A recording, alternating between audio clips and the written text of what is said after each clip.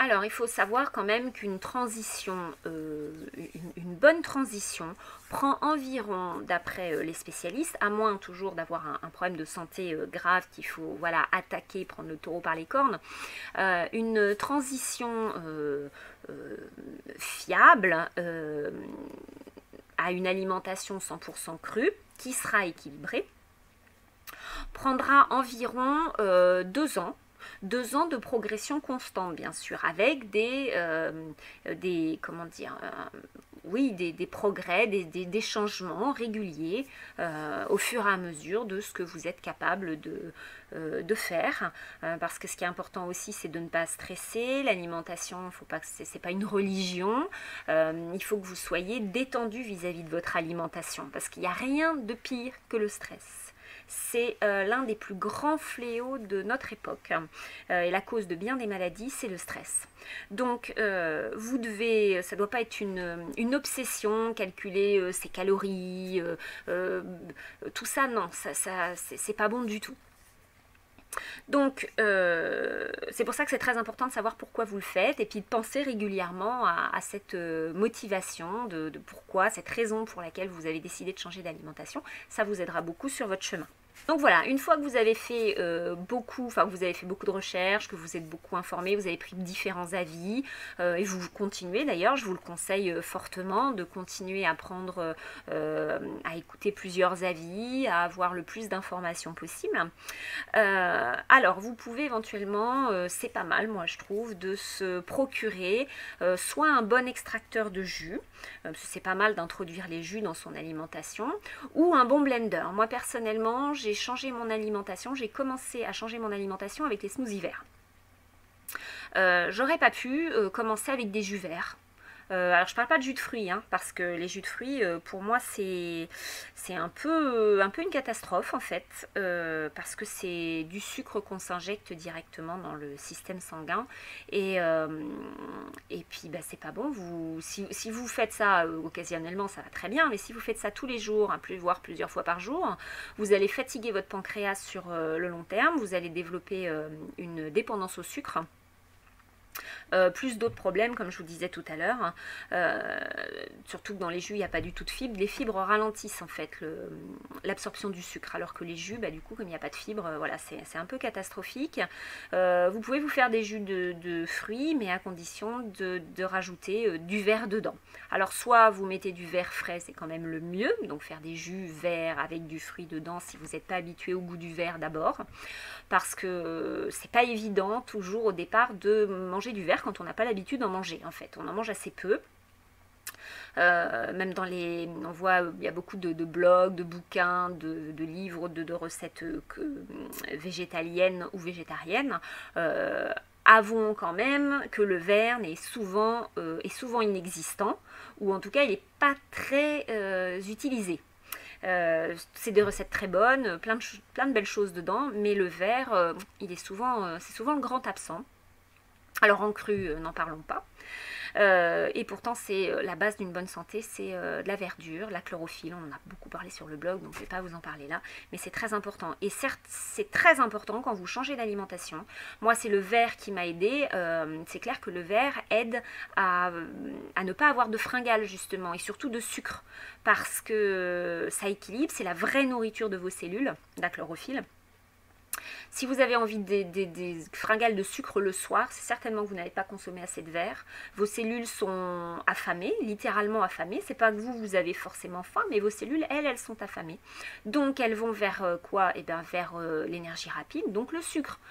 Sauf que si vous consommez suffisamment de verre dans votre journée, vous pourrez constater de vous-même que vous aurez beaucoup moins envie de sucre. Ce qui fait que très souvent, enfin moi j'ai le cas d'une personne qui a juste ajouter des smoothies verts à son alimentation sans rien changer d'autre, et qui, alors qu'elle ne voulait pas diminuer sa consommation de sucre ou de laitage ou quoi que ce soit, il n'était pas question pour elle de changer d'alimentation, et bien d'elle-même, elle a diminué, mais d'une manière assez étonnante, sa consommation de sucre. Et tout ce qu'elle mangeait, elle trouvait ça trop sucré. Son palais, son corps était nourri correctement, donc plus besoin d'énergie rapide.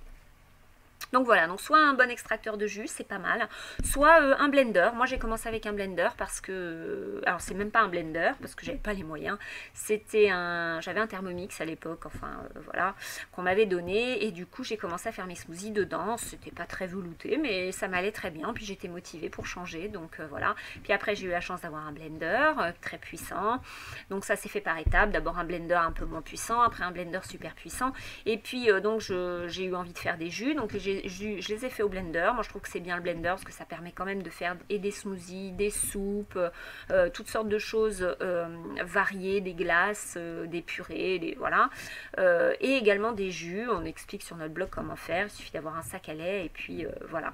Alors évidemment après l'idéal c'est si on veut faire du jus, le jus sera de meilleure qualité si c'est un extracteur de jus bien évidemment, mais bon c'est un investissement.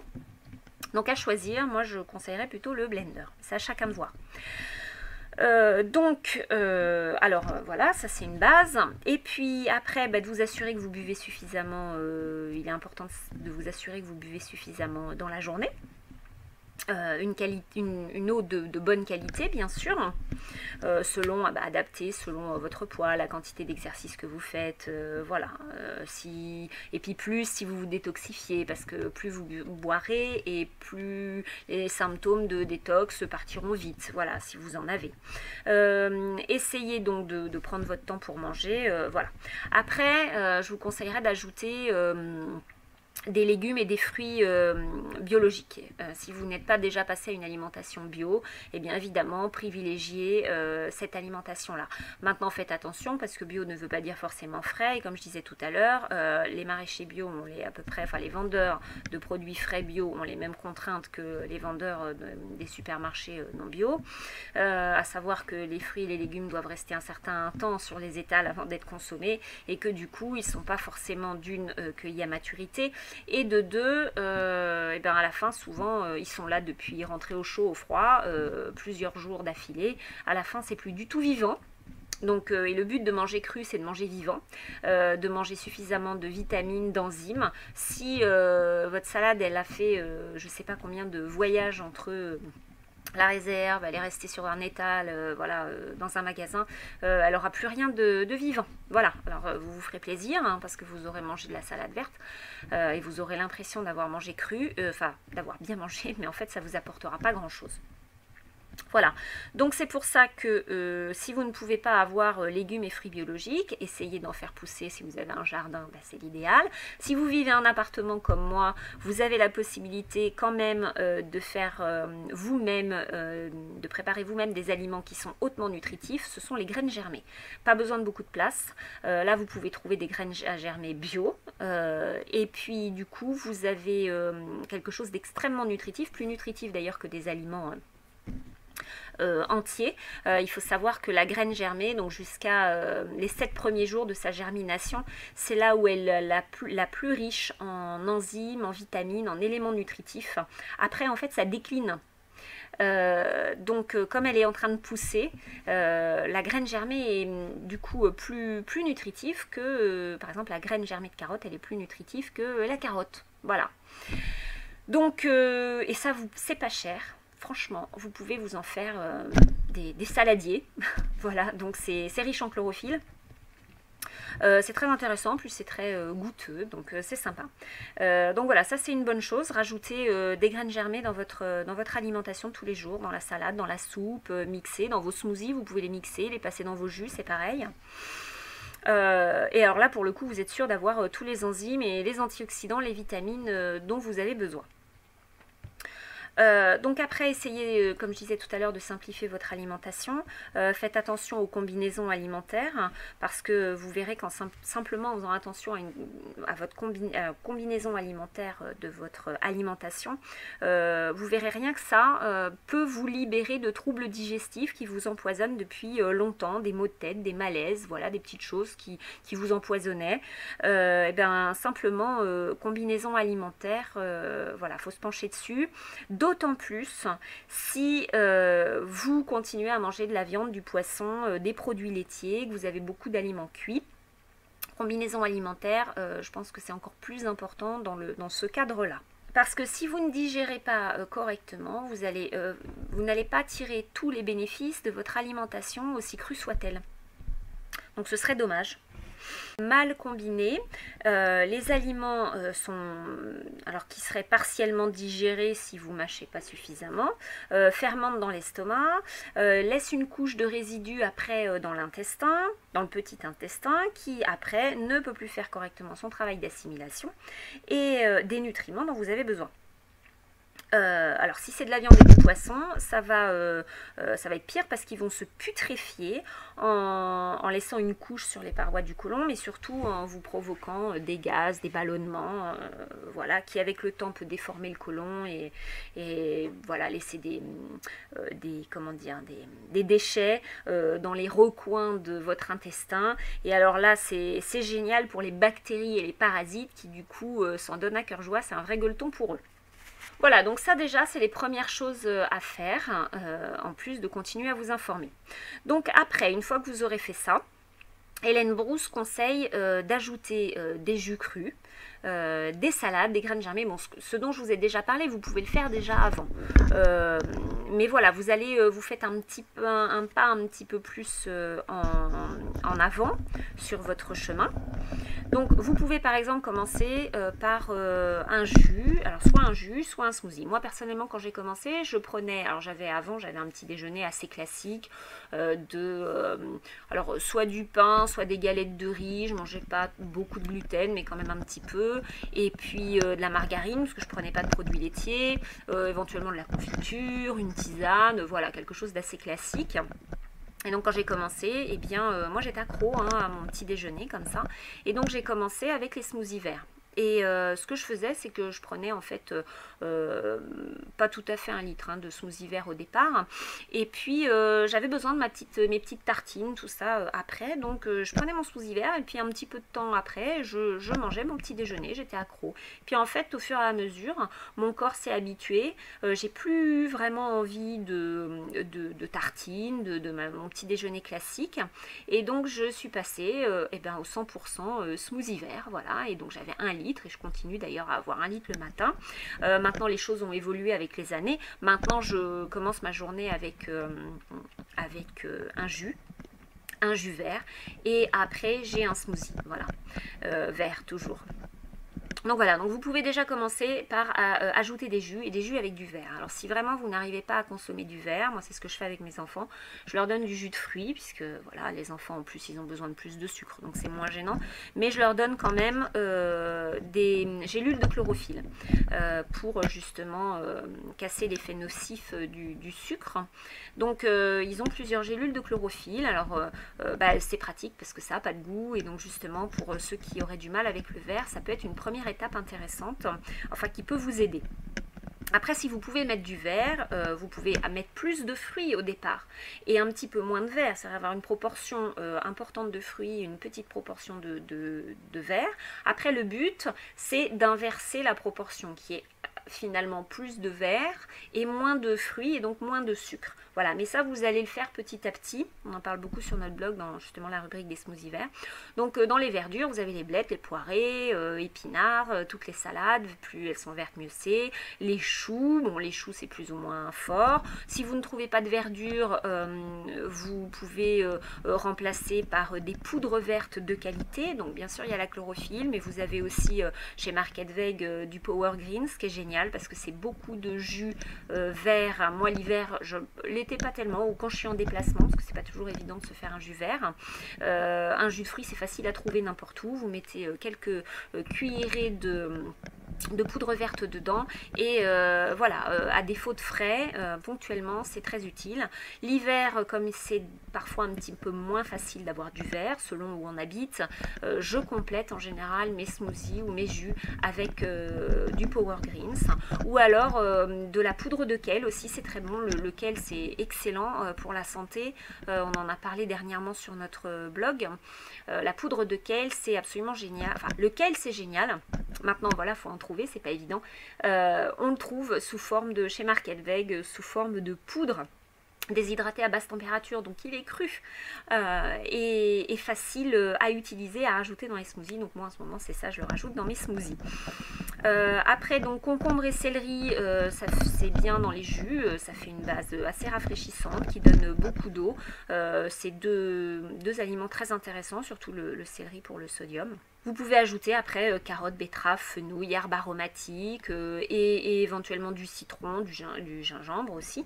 Le citron, s'il est bio, il peut être mis avec sa peau. Ça donne un petit coup de peps à votre jus, c'est sympathique. Ensuite, évidemment, comme je disais tout à l'heure, moi j'avais mon petit déjeuner classique. Ce que vous pouvez faire, c'est ajouter, compléter ce jus par un composant protéiné.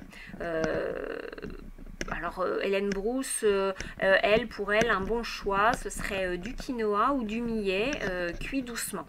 Voilà, donc ça vous pouvez, comme ça vous vous sentirez plus calé, vous aurez une sensation de satiété qui vous permettra de tenir jusqu'au déjeuner. Après, d'abord vous craquerez moins parce que vous aurez moins faim à midi.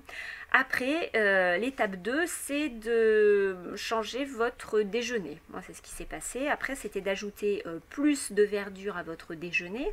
Donc, par exemple, faire des grandes salades. Alors, quand je dis grandes salades, c'est des grandes salades. C'est pas juste une assiette comme vous aviez l'habitude de faire. Parce que les calories d'une salade sont pas les mêmes que les calories d'un steak haché ou d'un steak, enfin. Donc il vous faudra beaucoup plus de légumes pour être rassasié et tenir toute la journée, sinon vous allez être fatigué, vous allez avoir faim, voilà, vous n'aurez pas assez. Donc c'est carrément le saladier qu'il faut faire, un très gros saladier. Après vous changerez certainement et vos quantités d'aliments vont baisser. Ça c'est ce que tous les crudivores de longue date ont expérimenté. Au départ, ils pouvaient manger des choses assez grasses, assez lourdes, des très grosses quantités, et puis petit à petit, d'année en année, ils ont mangé de plus en plus léger, de moins en moins. Ça c'est à peu près, tous ont expérimenté ça, à condition que leur alimentation bien sûr était équilibré. Donc rajouter des graines germées, des olives, par exemple un petit peu d'olive. Alors on peut faire, il y a des petites transgressions de combinaisons alimentaires qui peuvent être faites encore à ce moment-là, puisque vous êtes dans la transition. Il faut faire attention, surtout quand vous prenez des viandes, des produits animaux, ça c'est vraiment très compliqué, et puis des céréales, tout ça. C'est ce qui est le plus difficile à digérer. Donc voilà, donc là vous commencez, vous pouvez ajouter des algues, très important les algues. Non seulement pour la saveur, ça peut être sympa, après il y a des gens qui n'aiment pas les algues, mais c'est très riche en minéraux. Donc il y a plein de variétés qui existent. Changez si vous pouvez varier. Vous pouvez mettre comme base de sauce, par exemple de la poudre de kelp que vous trouvez chez Market Veg, par exemple, est très intéressante à ajouter pour saler une sauce salade, par exemple. Non seulement vous avez l'algue, et puis ça vous apporte le goût du sel, sans rajouter de sel, justement. Après, vous pouvez faire une sauce protéinée à partir de graines de tournesol, d'amandes, enfin d'oléagineux, ça vous apportera en plus un petit peu de crémeux, c'est sympa. Ou à base de purée d'amandes, de sésame, voilà, il existe toutes sortes de purées crues. Alors faites attention, il faut qu'elles soient crues. La plupart du temps sur le marché, elles ne sont pas crues. Elles sont pas forcément cuites, mais par ricochet, quelque part, elles ne sont plus crues parce que la meule, quand elle écrase les oléagineux, ça chauffe très très vite en fait. Donc à moins d'avoir un système de refroidissement de la meule, les purées d'oléagineux ne sont pas crues. Donc faites attention à bien choisir des purées d'oléagineux crus. Ça existe, il y en a plusieurs aussi chez Market Veg, comme ça vous en avez pour tous les goûts. Donc déjà, si vous pouvez faire ça sur plusieurs semaines, et puis pas forcément tous les jours au départ, mais quelques jours dans la semaine, avoir un petit déjeuner, comme je disais, avec un jus ou un smoothie, et puis après votre salade, eh bien vous êtes super bien parti en fait. Et puis comme ça, vous allez habituer votre corps. Si vous voulez des trucs un petit peu plus bourratifs, consistants, parce que vous avez l'habitude, votre corps il a l'habitude aussi d'une certaine sensation de satiété particulière, due aux aliments que vous mangez qui sont plus concentrés, plus lourds. Vous pouvez très bien trouver des crackers, par exemple, crackers, alors ça restera cru s'ils sont crus, ce serait mieux, et puis c'est plus concentré, donc ça peut justement être intéressant. Alors, continuez dans cette, voilà, ce changement d'alimentation au niveau du petit déjeuner et du déjeuner, jusqu'à ce que vous vous sentiez vraiment à l'aise avec. Voilà, que ça soit devenu quasi naturel pour vous. Ça peut se faire sur plusieurs mois, mais comme ça, vous serez à l'aise avec et puis vous aurez certainement très peu de symptômes de détox. Ce qui est important, c'est vraiment de s'installer fermement dans chaque étape. Et puis en plus, vous allez améliorer progressivement votre digestion, c'est important parce que sinon vous risquez aussi d'expérimenter des troubles digestifs importants, donc très désagréables, pas graves forcément, mais juste très désagréables, qui peut vous décourager. Donc en y allant progressivement comme ça, vous allez laisser le temps à votre corps de s'habituer. Donc vous pouvez toujours continuer à manger cuit le soir, si possible évidemment au moins végétal. Par contre, on vous conseillerait, Hélène Brousse et puis moi et tous les spécialistes, d'améliorer votre dernier repas du jour de 3 façons. Déjà, évitez d'avoir un gros repas le soir sous prétexte que dans la journée vous avez mangé léger ou peut-être vous n'avez pas eu le temps de manger, donc essayez de ne pas vous rattraper le soir. Parce que le soir, votre corps il se met au ralenti, il suit le rythme du soleil, donc tout se ralentit et donc vous allez passer votre nuit à digérer. Donc déjà vous dormirez mal et puis votre digestion sera de toute façon pas au top. Donc prenez du coup, troisième chose, c'est de prendre ce repas le plus tôt possible. Idéalement, c'est 3 heures avant d'aller se coucher. Donc c'est pas évident, c'est vrai, avec nos modes de vie. Moi, tous les jours, c'est un petit peu voilà, difficile. Alors, bon, c'est vrai que si déjà on peut avoir un repas relativement léger le soir, bon, ça aidera. Mais voilà, essayez de garder ce temps de 3 heures si c'est possible. Mais je sais que c'est pas toujours évident. Et puis, le troisième point, c'est que quoi que vous cuisiniez, même si vous cuisinez après des céréales ou cuit ou tout ça, commencez par des crudités. Une salade, même si c'est une salade verte, des carottes râpées, je sais pas, c'est relativement simple en général, quelque chose de simple à préparer, même si on ne veut pas manger, si vous avez des personnes avec vous qui ne mangent pas cru, en général c'est pas très compliqué de leur faire manger une petite entrée de crudité. Voilà. Parce que commencer par des crudités, de toute façon, il est prouvé que ça aide la digestion. Voilà. Ça va faciliter la digestion grâce aux enzymes contenues dans ces crudités. Ça va faciliter la digestion du reste de votre repas, même s'il est cuit. Ensuite, la dernière étape que conseille Hélène Brousse, pour ceux qui la souhaitent bien sûr, parce que vous pouvez continuer comme ça très bien, si vous vous sentez bien, le principal c'est d'être bien avec son alimentation, c'est d'introduire une soupe énergétique ou un smoothie vert comme dernier repas de la journée. Alors, une soupe énergétique, ben, c'est le principe d'un smoothie vert, sauf qu'il y a très peu de fruits dedans.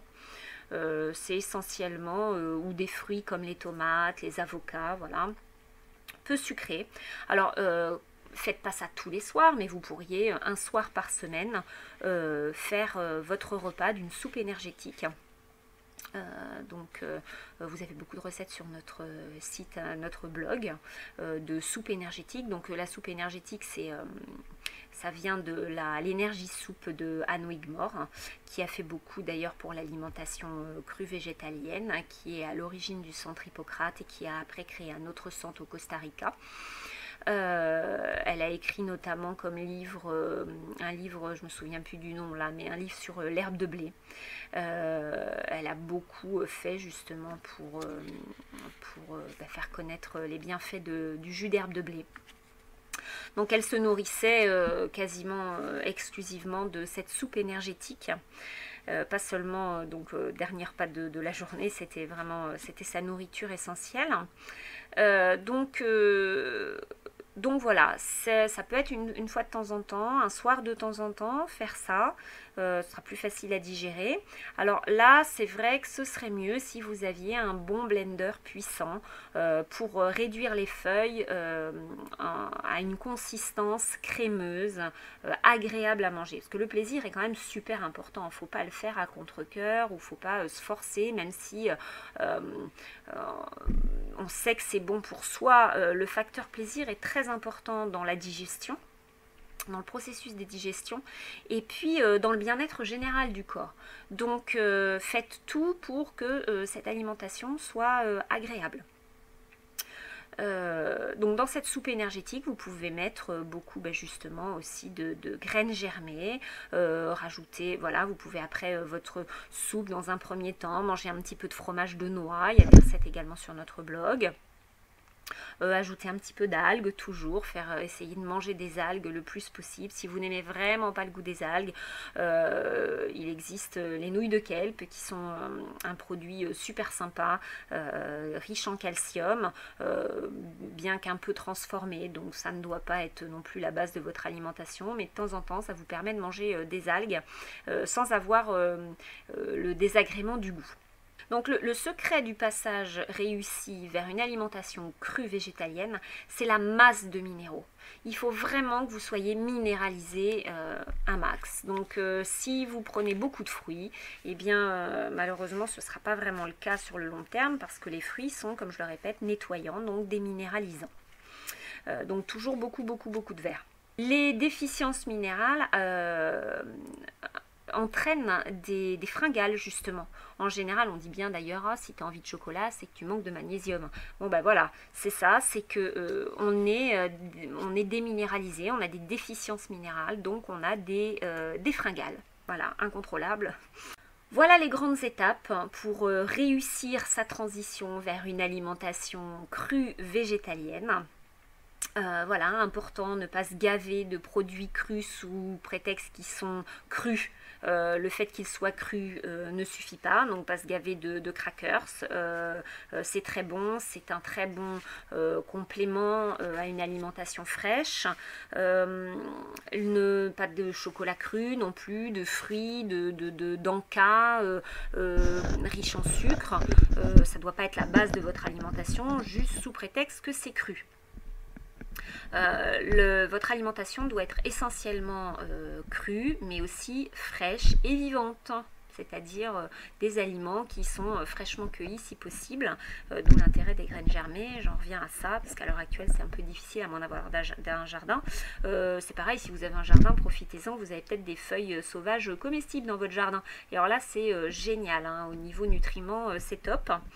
Donc voilà, les grandes étapes, je vous conseille vraiment d'y aller doucement.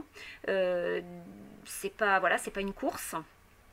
Et puis surtout, renseignez-vous énormément auprès de sources différentes pour vous faire après votre propre opinion en expérimentant vous-même.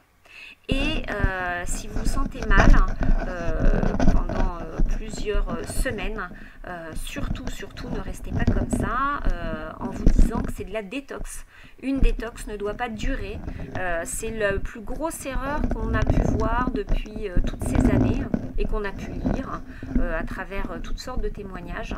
C'est de laisser traîner comme ça des symptômes désagréables simplement parce qu'on est persuadé que c'est une détox. Non, ça ne doit pas durer. Vous devez vous sentir en forme, être bien dans vos baskets et puis pensez à dormir aussi, très important. Si vous manquez de sommeil, vous allez forcément avoir aussi des carences, vous allez stocker, votre corps va stocker, vous allez éventuellement grossir. Le sommeil est très important. Donc dormez 8 heures au moins par nuit. Voilà, c'est vraiment super important. Après vous aurez peut-être, quand vous aurez un corps plus nettoyé, beaucoup de crudivores expérimentent, témoignent qu'ils ont besoin de moins dormir, ils sont moins fatigués. Bon, c'est normal, la digestion est, le travail de digestion est facilité. Donc le corps a moins besoin d'énergie pour digérer. Donc ça peut être effectivement le cas pour vous, mais gardez en tête qu'il faut quand même beaucoup de sommeil. Le corps est fait a besoin de se reposer pour aussi se nettoyer de toutes les toxines auxquelles on ne peut pas échapper, comme les toxines de la pollution de l'air environnementale. Donc ça inclut l'air, ça inclut les ondes électromagnétiques. Tout ça, c'est des pollutions pour le corps qu'on doit éliminer. Donc vous pouvez agir sur votre alimentation, pas forcément sur votre environnement. Donc essayez déjà de respecter votre corps avec une bonne alimentation qui lui convient et un bon sommeil. Voilà, j'espère que ces petits conseils vous auront aidé et surtout continuez à vous renseigner. À bientôt, au revoir.